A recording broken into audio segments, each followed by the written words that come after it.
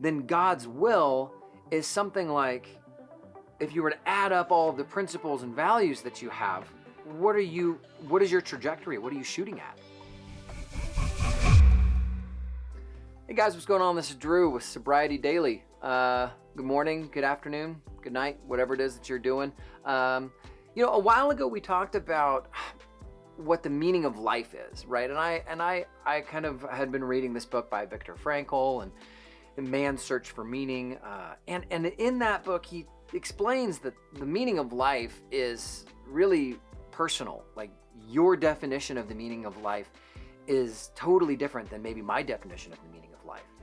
And part of the joy of being human is actually getting a chance to define what you think the meaning of life is.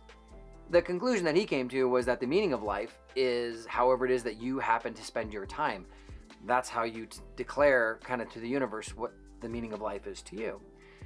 So something I've been thinking that's like really close by to what's the meaning of life is, what's God's will for my life? We see so much in the sobriety community or in religious communities or just in so many things. It's like, okay, people have these kind of two big questions, like, what's the meaning of life? And then they have this other question, which is, what is God's will for my life? And I can't help but think that they're like connected somehow, right? That God's will for your life is the meaning of life.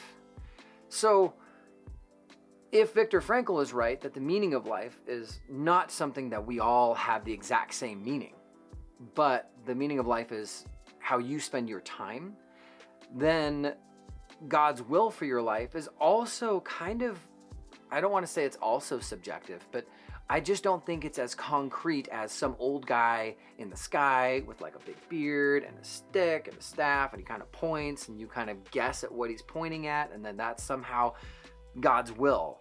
Like, I think God's will is much more closely aligned with who you are as a person and what you really feel like you're supposed to be doing with your life.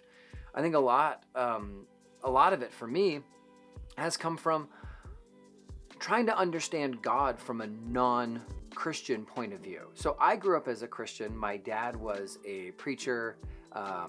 He's been in ministry. And so I kind of grew up with that very traditional notion of God. And so over the last year or so, couple years, I think really since I got sober, I've really been trying to look at God as less the old man in the sky with a beard and more of like a traditional Buddhist way of looking at God. So in the Buddhist way of looking at God, there is the idea that you actually can't separate anything from God. And so that means that that's where the idea that you're God, I'm God, all kind of comes into play there. But what I like about that is that it doesn't mean that I'm so separated from God that I can't know God's will.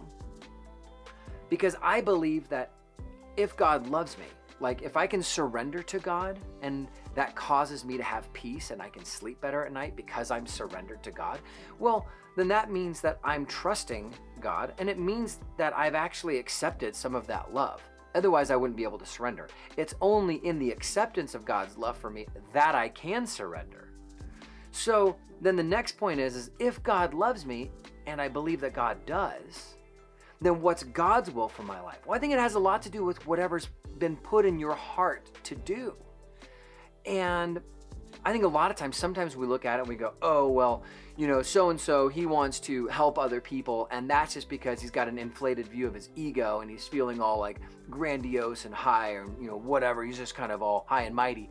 Or another person's like, oh, well, that person, they just got sober 2 months ago. So when they get down from their pink cloud, then they might find their purpose as like some other occupation or whatever.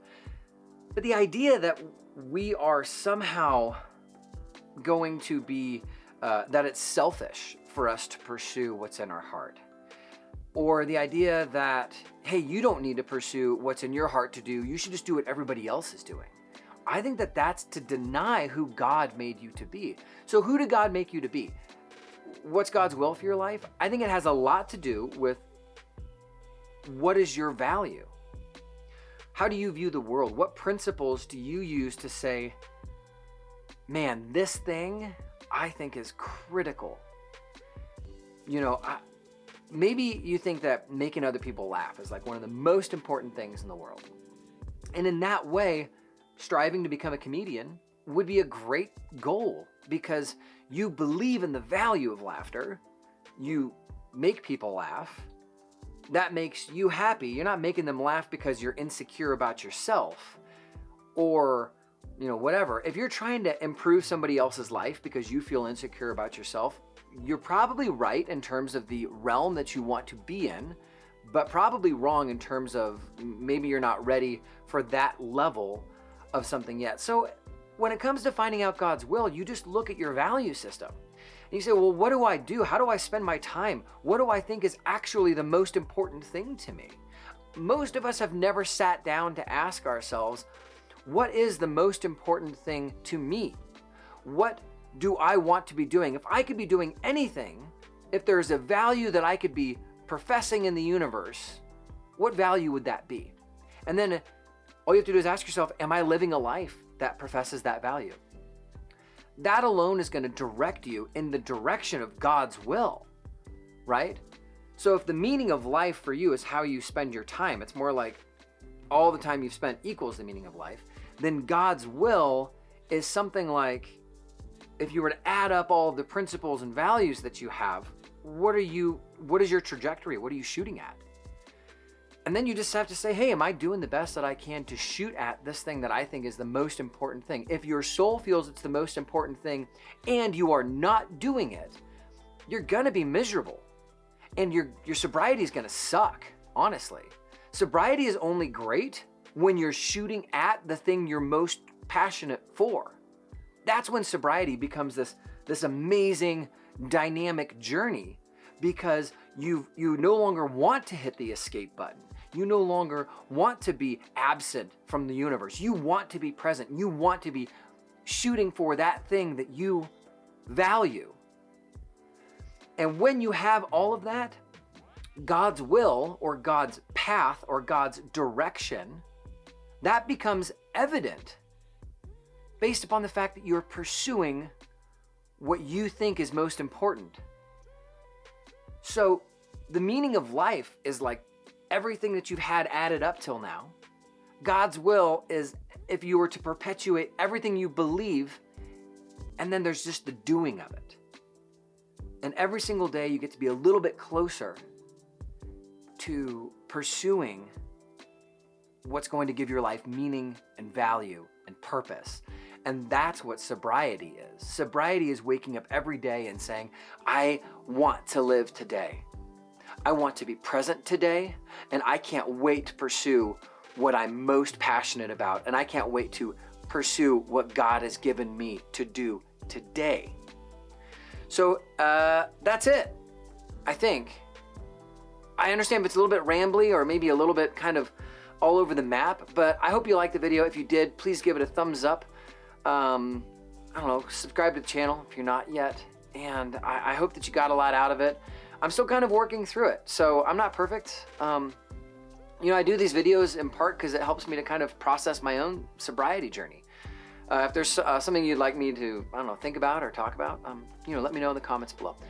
Hope you have a great day, and I hope that you really get a hold of what you believe the meaning of life is for you, and you also get a hold of what you believe that God's will is for you. You have a great day. We'll talk to you tomorrow. All right.